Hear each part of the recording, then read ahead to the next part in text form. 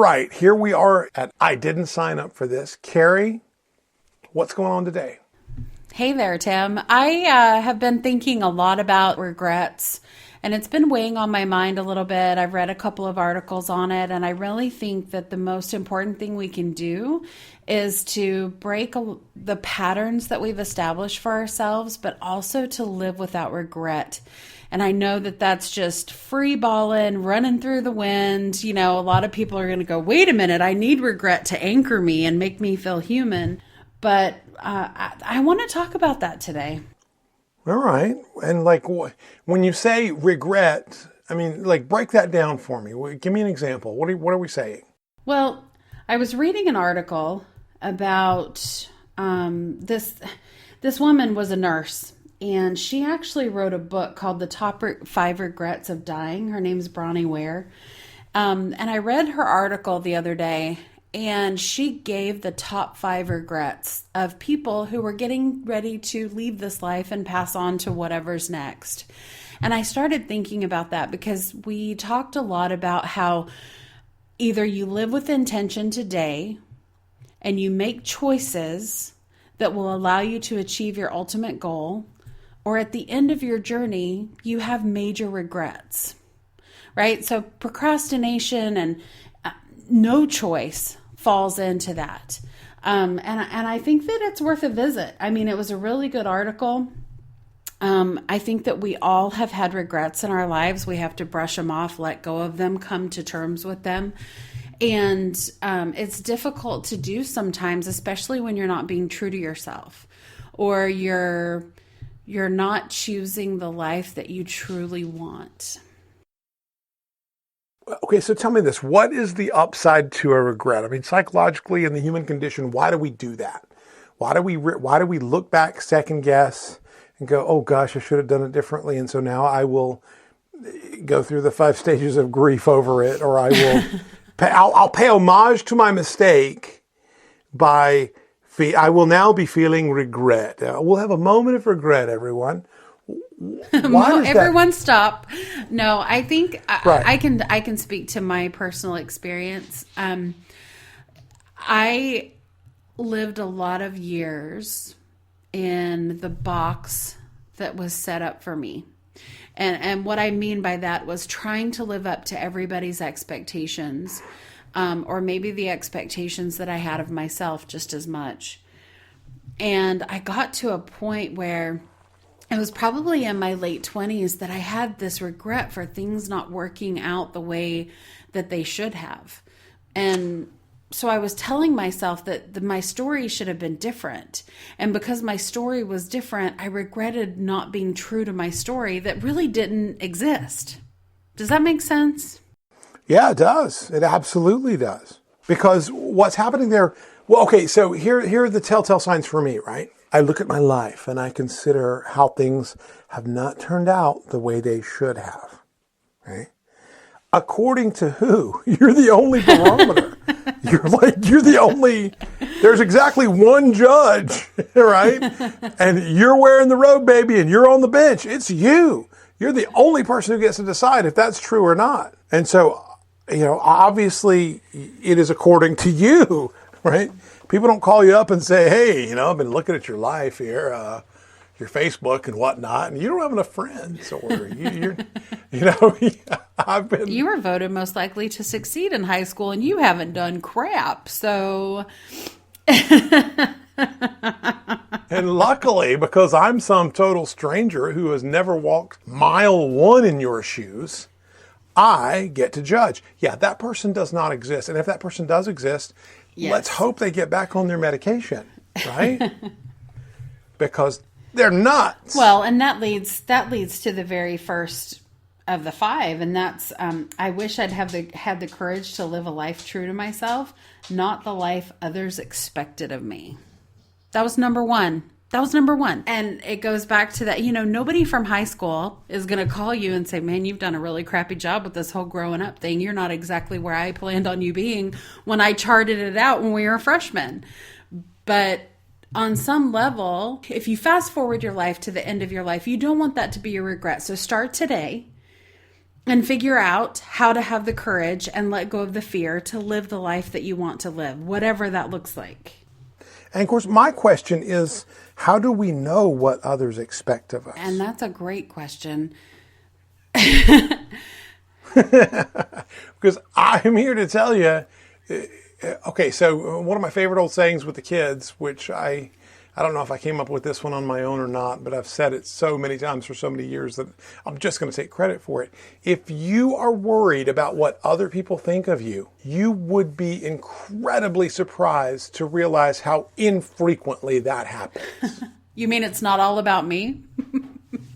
It's not all about you, baby, at all. The world's just revolving by itself, and it doesn't matter. It doesn't care if you're on there or not. The moon waxes and wanes, and the tides go up and the tides go down, and it does not care if you're bobbing up and down in the water or not. You can be out there skinny dipping, or you could be a dead body. The ocean has no clue. It's just doing what it does, and you are reacting to it. And life is the same way. Life is just doing what it does, and you are reacting to what comes your way. But that goes back to the notion that you are not designing your life.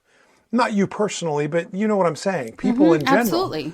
Yeah. They're not designing their life. You don't have something in mind. You're living the business plan life has set out for you by default, and it does not care what you do or how you live.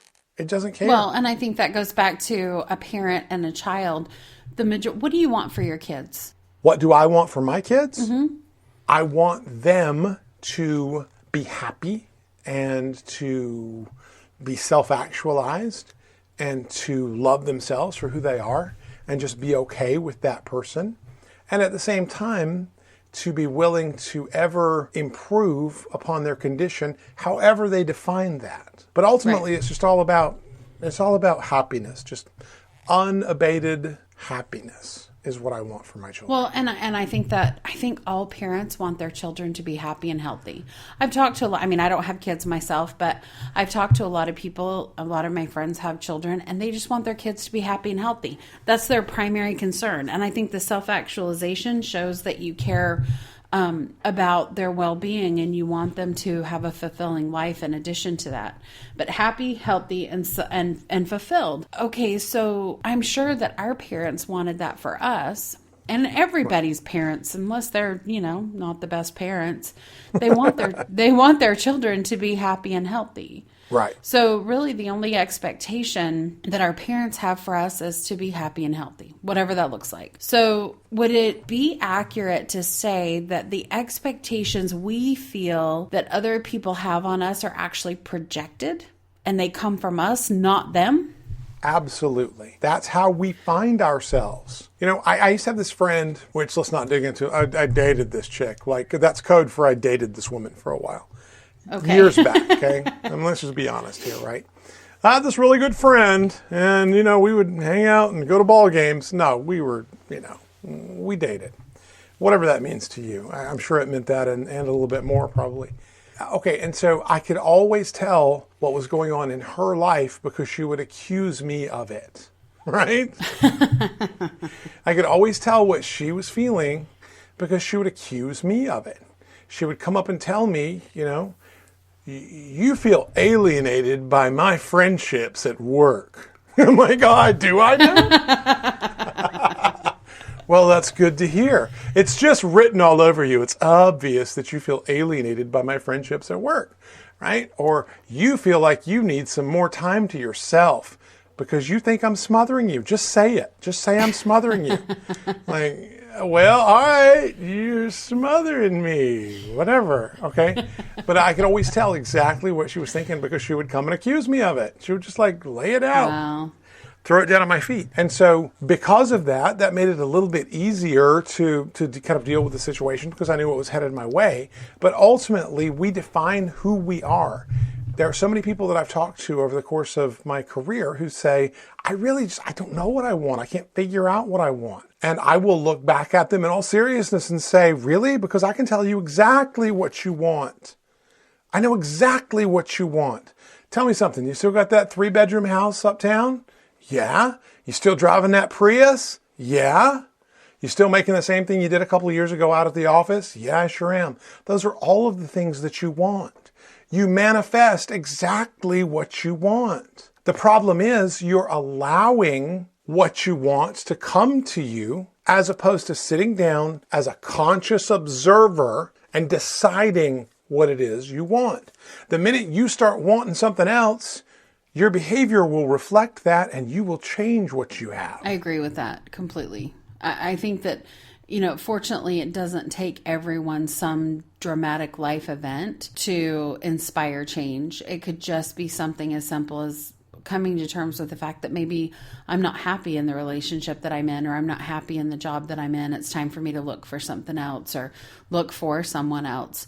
But, to your point, the majority of men and women that cheat on their significant other actually will accuse their significant other of cheating on them. So projecting how we see ourselves onto the people in our lives is key. I think it's a key takeaway because it's something that we all do. If I'm having a bad day, then I may project onto my significant other or somebody I work with, why are you so moody? Why are you in such a bad mood? And they're just living their lives, projecting onto other people whatever they're feeling that day. That's correct. That's what we do. But the beauty of it is, like, you have to stop and back up and say, okay, so this is a dog chasing its tail. And it really is.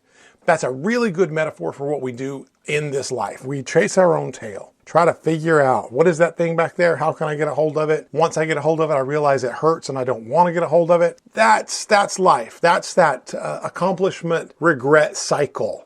Is the, it's a dog chasing its tail moving slowly forward, right? Very, like, instead of just going straight for the bone, we just chase our tail and eventually we sort of trip over the bone and we find it, right? Here's the price for chasing our tail across the yard like this, very slowly, which can be changed immense. It can be changed literally in a second. What changes it, you have to ask, though? And the answer to that question is simple. It is just astute observation. If you have the guts and the drive and the tenacity to back up and truly look at your life, be honest with it. Don't just go with the knee-jerk reaction, right? As soon as you say to someone, well, you're really super moody, what's the response of that person? No, I'm not. No, I'm not. That's exactly right. No, I'm not. You're moody. You're moody. Right. Well, the fact of the matter is, you're probably just projecting, and whether you were or not doesn't matter. Our knee-jerk reaction is to say, no, I'm not. Now, the reason we react so adamantly, sometimes violently, is that we are afraid that what the observation that's being made about us is true. It's a negative thing in our estimation, and we're afraid it might be true. I remember having a conversation with somebody this is a conversation that I'm having with somebody, and of course, as we have talked through the years, absolutely all coaching is life coaching. Now, you can hang a different name on it, and I do all the time. I go and sit with that CEO, CFO, COO, whatever. And I'm talking to that individual, him or her, about the business. And that lasts for about 15, 20 minutes before it boils down to what's going on at home. And then we sit and spend the rest of the time talking about what's going on at home and how to choose to see that and how that fits in with what they're trying to accomplish. Because ultimately, we're trying to live a life here. We're not just trying to make money. Nobody wants a big box of money. You think you want a big box of money, but what are you going to do? Burn it to stay warm? You want what the money can buy. You want the happiness, the security, the freedom you think that will buy you. That's the only reason you pursue money anyway. That's the only reason we really have jobs. Because most people don't have jobs doing what they love to do. They have jobs that trade what they love to do for what they have to do for the big box of money so that they can buy the security and the freedom so that maybe one day, 40 years from now, they can retire and do that thing they love to do, right? That's a crappy deal. Most people take that deal. Most people sign their soul off to the devil and spend 20, 30, 40 years following that path. And it absolutely sucks. Well, at the end of the day, you don't actually have to. So I'm having this conversation with an individual, and I contrast two conversations. One was a woman who was working at a real estate, big sort of real estate development company, bigwig person, right? And I sat across the table from her and she told me everything that's going on Well, what's going on with her in her life is that she noticed, she's curious as to why her husband, who works for the same firm, although he's several rungs down the ladder, the corporate ladder, but he works for the same firm doing something else. He's a project manager.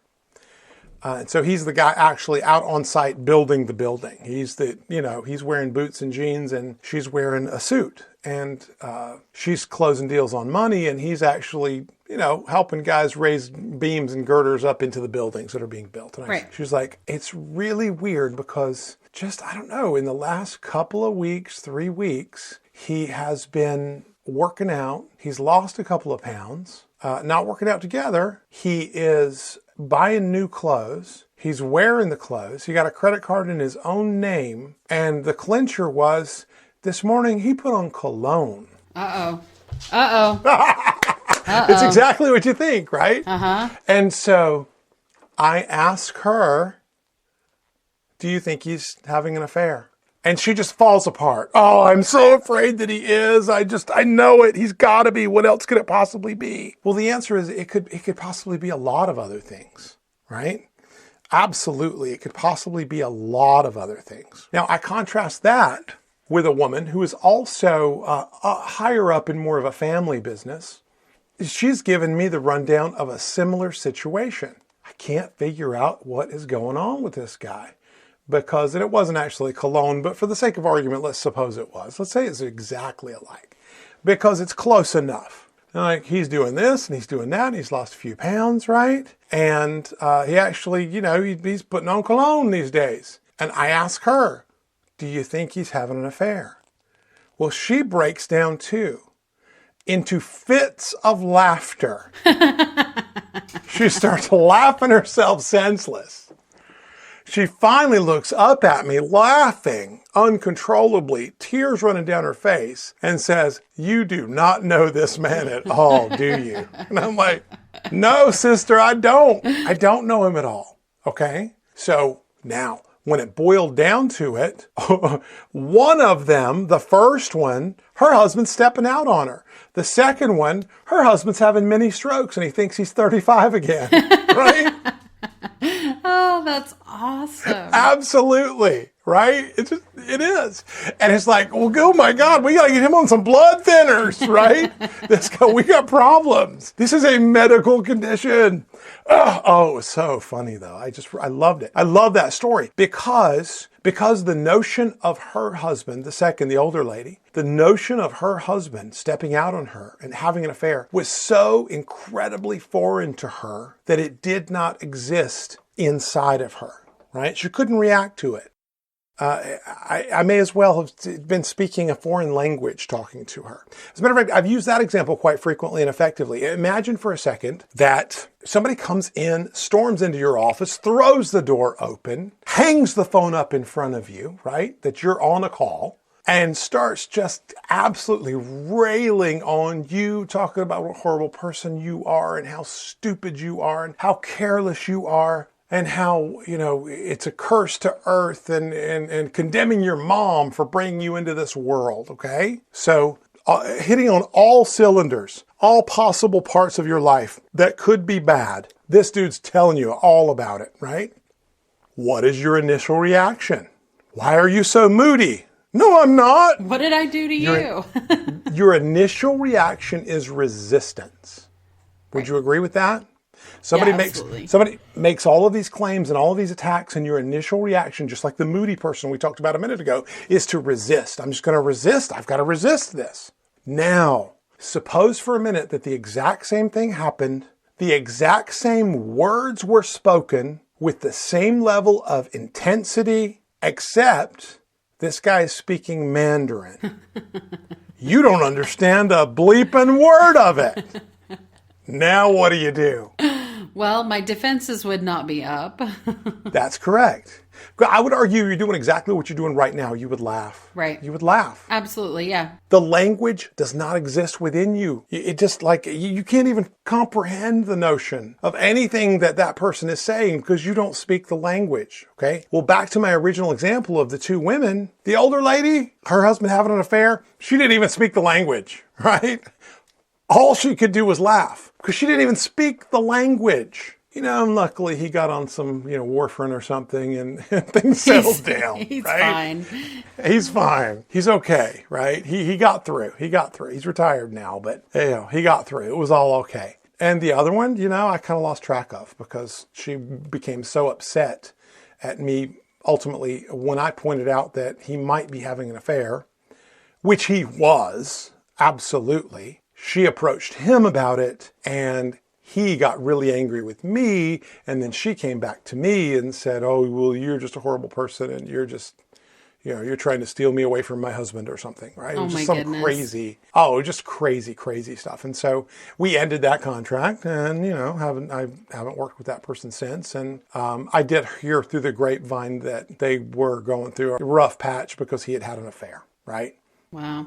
And so, well, and that says a lot about the relationship that you build with that person that you're spending your life with. The second lady, obviously she knew her husband and there was trust there. There was no projecting insecurities onto the person that she chose to spend her life with because they were fulfilling each other's needs. Whereas obviously the first person, that goes back to I wouldn't have wanted to be a fly on the wall during that conversation, but it goes back to the trust and the integrity that you need in a relationship. Here's what it boils down to. You can't control the choices that other people make. And I've explained this to a couple of my friends when they've come to me asking for advice on their relationships.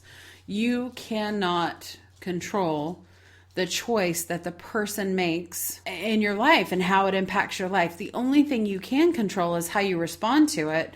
I was involved with someone for over 13 years, and had they made different choices, we would still be together. But he didn't make that choice, and so I made mine. And you have to do what's best for you because this is your life.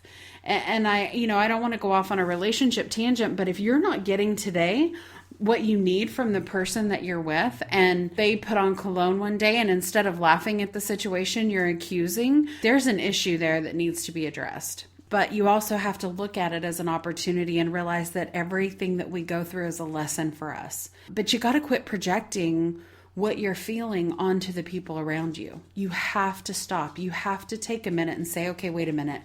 Is this my emotion or is this Bob's emotion? Because until I come to terms with the fact that it's truly my emotion, I can't work through it. I'm just shoving it off onto other people in my life. Yeah, I think you're right. Yeah, that's what people do. That's a great way of putting it. Absolutely. I feel the emotion. I don't want to deal with the emotion because heaven forbid, my wife is stepping out on me or whatever the situation might be.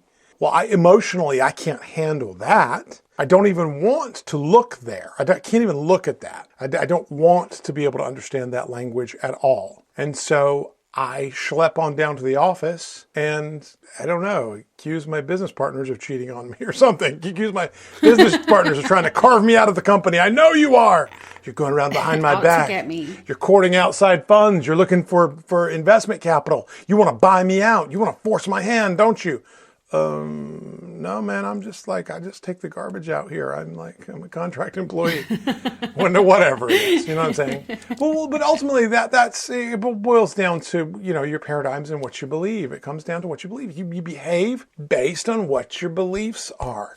And so if you want to change your behavior in order to control your life, change your future, get what you want, you've got to change the underlying beliefs. And you can't change them until you admit to yourself what they are. You have to get away from the mindset that it's me against the world. No, it's not. You're part of the world. And you have to let go of that. It's not you against anybody, because that immediately puts you in a position of defense. And if you're defending yourself and you're defending your life and your choices and everything that you stand for, where's the opportunity for growth? It's like holding a book against a wall. I'm going to defend myself against this world via this book, and it's not going to allow me to move. It's not going to allow me to go anywhere or potentially experience new opportunities or have new things in my life. Right. Well, and ultimately we have to decide, I don't know, you're working so hard to define what you want. As we've discussed, I think if you look around, you'll see exactly what you want. because you've got what you want. And a lot of people disagree with me about that on first blush. They say, no, if I had what I want, why would I be hiring your firm to come in here and do all this work, right? I don't have what I want. It's like, no, you've got what you want. You're hiring me to help you get what you wish you had. Oh, I like that. I like that. I think that's a good point. I mean, it's completely different. If you could have what you are wishing for, then you will make the changes requisite to get it. If you believe you can have it. If you believe you can have it, you'll make the changes. But I can tell you, man, you are creating what you want every day. You're making what you want. You look around at it. Here it is. And that boils down to what you believe. We have all these crazy, errant beliefs about life and how it works and what's going on all around us all the time, with virtually no basis in reality whatsoever. Reminds me of a story about this couple, this late 20s couple, newlywed, and they are making Easter dinner, and so the wife is going to cook a ham. Well, they get the ham and it's all thawed out, it's ready to go, and she takes the ham and she goes up to one end with a big butcher knife and she shaves off a couple of inches of the meat on one end, all the way down to the bone.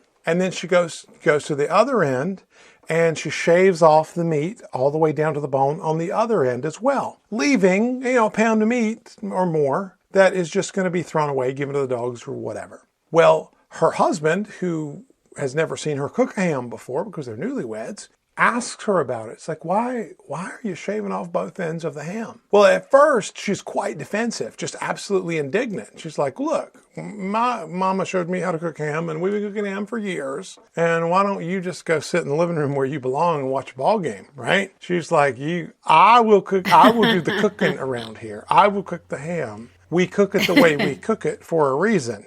And he's like, oh, baby, sweetie, I love you. I know there's a reason. I'm just terribly curious to know what that reason is, because there's a pound and a half of ham that's not going to get cooked, not going to get roasted. And I guess we could cut it up for sandwiches or something. But I'm just curious as to what the answer is. Well, once he was so kind and sweet to her, she says, well, all right, I'm not sure exactly why we do this, but this is how my mom taught me to do it. I'll just give mom a call and see why we do it this way, and she can explain it to both of us. All right, great. So ring, ring, ring.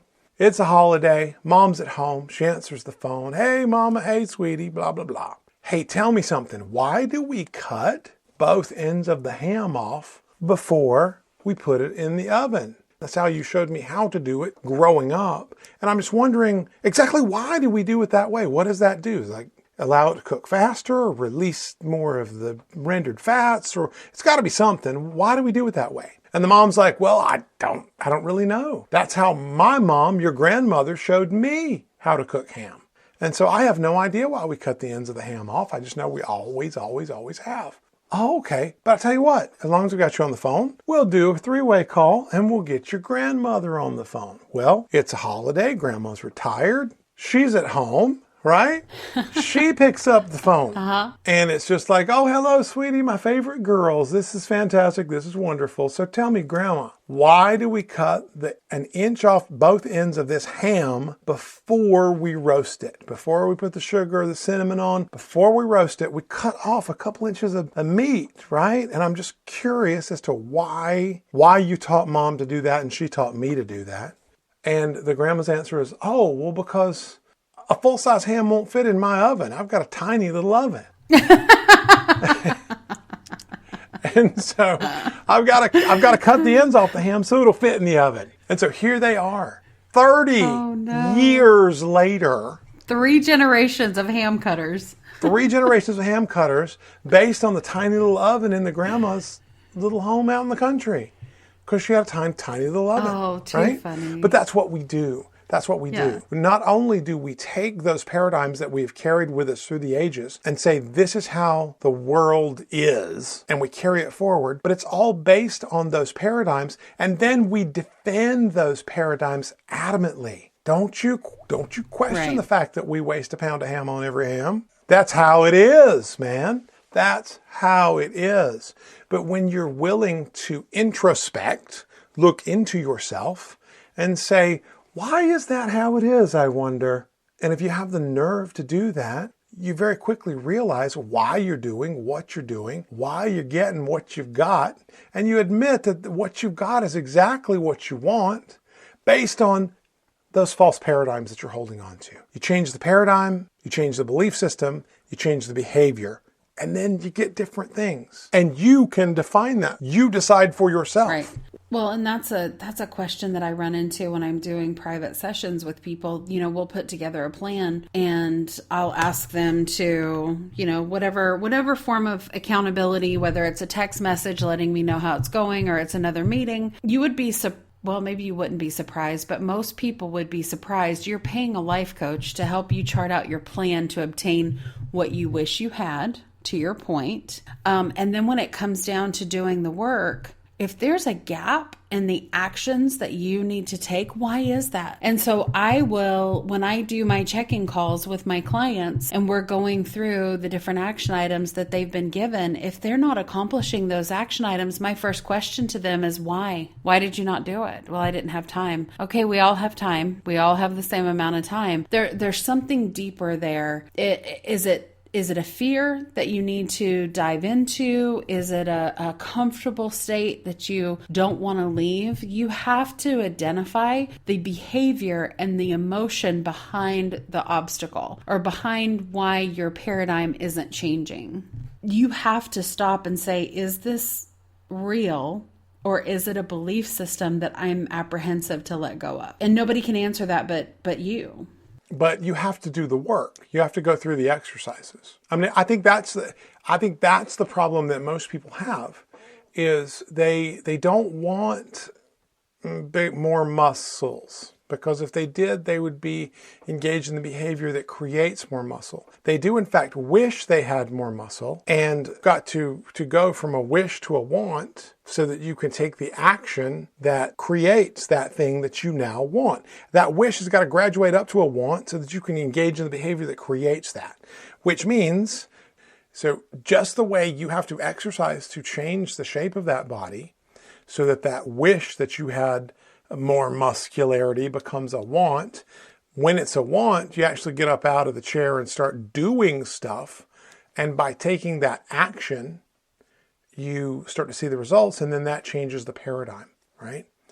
The same thing happens inside your head, right? It's that old line, I think it was Friedrich Nietzsche, who said, the greatest mystery to a bird is the air, and the greatest mystery to a fish is the water, and the greatest mystery to a person is himself, right? It's his brain. It's what's going on between his ears. And so we are constantly introspecting. We're looking inside, trying to figure out what's going on. And so there are exercises, as you well know, because we advise clients to do them all the time. There are exercises that you have to go through to expose exactly what that is, exactly why you have what you have. Define your wish column from your want column and learn how to migrate your wishes to your wants and your current wants into oblivion. And unless you're willing to do the exercises, go through the motions of accomplishing this, you'll never have it. You'll keep getting whatever the world throws at you. And that's, you got to do the work. You absolutely got to do the work. Right. So do you think that, because I think there are different types of people and there are different types of excuses or reasons that they don't do the work. A lot of times I think it's comfort. And then sometimes it's fear, and it can be fear of success or fear of failure. I know that we've talked about that previously. But where does laziness play into that? Like, it reminds me of the meme where you see this really hot looking couple and he's holding her up in the air and she's got these amazing muscles in her legs and they're gorgeous. And the statement is, this could be us, but we like tacos too much, or it's something along, along the line of that. And that always sticks out to me, because do you want tacos or do you want the progression? And so on an emotional and not necessarily a physical level, because, that's a completely different coach, but the emotional or the intellectual level, do you want the new life, or do you want to stick with the tacos that you have? And I can look at that couple, especially from behind, and tell you what they want. What's that? They want the tacos. Because if you look at the other couple, the good-looking couple in the meme, they want the progression. They want the progression because we always have what we want. The thing we don't have is what we wish we could have, right? The taco eating couple are wishing that they could look like that couple, but they're not willing to pay the price because there are credits and debits in that account. The credit is exercise and the debit is tacos. You can't just add the exercise, you also have to subtract the tacos. But if you want the tacos more than you want to look like that, nothing wrong with that. Go for the tacos, yeah. It doesn't matter. Go for it. It's okay. It's really, truly just okay. You don't need to, you don't need to look a certain way or be a certain way, anything except what you're comfortable with, what you're happy with. You know, that people make the mistake of looking at someone and assuming based on a body shape or style that that person is somehow unhappy. And that's a load of crap. It's true. That's true. I agree with that. You're projecting your unhappiness onto them. What you're saying is, man, if I looked like that, I would be unhappy. Well, good for you. Good for you. God bless you. Never look like that if that would ruin your life. Right? Yeah. But you don't know what anybody... Okay, I go back to Bo like I always do all the time, right? You see Bo walking away from you, and he's a portly little fella, right? Down syndrome. He's a portly little guy like a lot of Down syndrome people are, right? And people look at him and say, man, if I looked like that, I would not be happy. But then you meet him and realize, I'm talking to the happiest person on the face of the planet. How can he be so happy? How can he be so content with life and so fulfilled? You know, taco in one hand, Coca-Cola in the other. He's loving life. Every minute is a joy with that kid, right? But for someone to see him from behind, and well, that's the interesting part. That's the really interesting part, and sort of like switch horses in midstream here a little bit. But the person who will look at him and think of him and judge him, say, oh, I could never be happy if I was portly like that. The minute he turns around and they see the Down syndrome features, then they go, oh, it's a little Down syndrome kid. Of course he's happy. Well, what's the difference, jackass? Right. Yeah, your perspective, what your perception of that person that you're projecting onto. That's right. Your paradigm just changed. And when your paradigm changes, you instantaneously change everything. What you believe changes everything. I would argue that if that person in the meme, the sort of the omniscient, unseen third party, right, who does not look like whatever the handsome couple looks like, I would argue that if that person wanted anything but to look exactly the way they do, then they would change what they needed to change about their life, including the tacos. They would just, the minute you realize it, the minute you decide, this is my goal, this is what I want, I will settle for nothing less, this is it. The taco just doesn't taste the same. Acute observation of your beliefs and your paradigms. And the beauty of that is the change happens on a dime. The change happens instantaneously. The result might take a lot longer, but the change, they call it a change of heart, right? The French call it the cœur de cœur, the cry of the heart. That heart cries out and your paradigm changes. And when your paradigm changes, you step back and go, oh my gosh, what am I doing? What am I doing? And that can be anything from physicality to relationships to a crappy job to getting crapped on at work to whatever it is. Once you have that cry of the heart, once you have that little person inside you who loves you more than anybody else, slaps you upside the head and says, we are better than this, then you change. I call that my Jerry Maguire moment, and I have them fairly often where I tell people to grab their fishbowl because we're getting ready to leave this place. That's nice. Grab your fishbowl.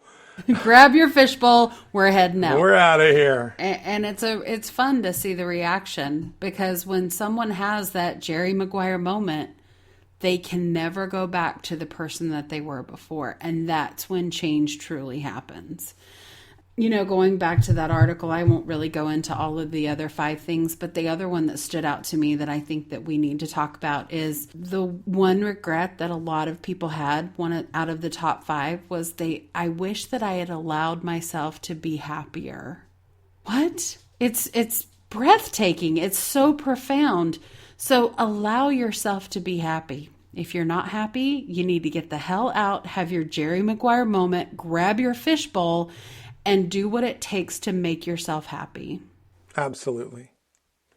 Absolutely. But people, there again, it's based on those paradigms. People don't believe that they can, not realizing that they are the only ones who get a vote in that particular election.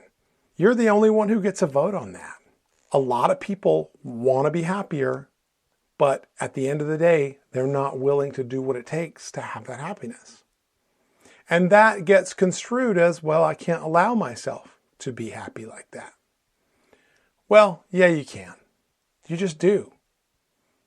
Well, it feels like we're just getting warmed up, but we're actually way over on time. Well, that just means there'll be more fun conversations soon. More fun conversations here in a couple of days. Yeah, so I'm going to call it. If you're good, Yep. You got anything else? No, that's it. All right. We love you, everyone who has the courage to listen to us, and we thank you for not hating us, even though sometimes we say very mean things. It's not mean, though, right? No. It's not mean. It's that guy that, the best person that I can have in my life is the person who will come up to me just before I go on stage to give a presentation and tell me, bro, you got spinach between your teeth. You're going to look like an idiot if you get up there with the spinach between your teeth. They're not going to take you seriously, right? You're not going to have your desired outcome if you get up there with spinach between your teeth. And that is a great person. The person who will say what superficially seems like a mean thing. He's not making fun of me. He's letting me know that I'm going to, kind of make an ass out of myself if I continue on the path I'm on. And that's what I like. That's what I like. People who love you enough to be honest with you and just tell you exactly what's going on. So I like to think that that's what we're doing here. Me too. Sometimes even when we tell people, hey, look, you're kidding yourself. But, you are kidding yourself. Stop kidding yourself and you'll be a lot happier. Everything gets better when you just accept the reality of who you are, decide who you want to be, and then go through the work to make those changes. That's all we're talking about. Agreed. And I don't think that we would have all the points to share that we do if we hadn't been there ourselves at some point. Exactly right. Exactly right. That's my favorite little line from all of my working. Here's what I'll tell people. I do not know the absolute best way to get to X, right? I don't know the absolute quickest way, best way, most comfortable way, any of that. What I know is a way that works. And I know it because I've walked the path myself. It might be a long way around. It might suck. It might be full of briars. It might be awful. But I know it'll get you where you want to be because I walked the path myself. So there you go. All right. Well, as always, we'll be back in a couple of days with more hopefully engaging thoughts that you'll enjoy, that you'll be able to take and apply to your lives and make changes for the better. Until then, dream your life and live your dreams. Excellent. All right. Till next time. Bye-bye.